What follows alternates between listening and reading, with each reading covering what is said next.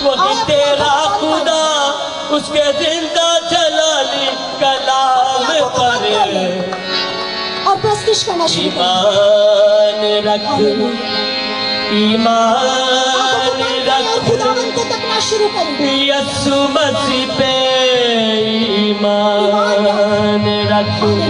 Hallelujah. अगर हम यीशु पे ईमान रखते हैं तो शिफा कहां से नाजिल होगी? आसमान से। हालेलुया, जोर से हालेलुया।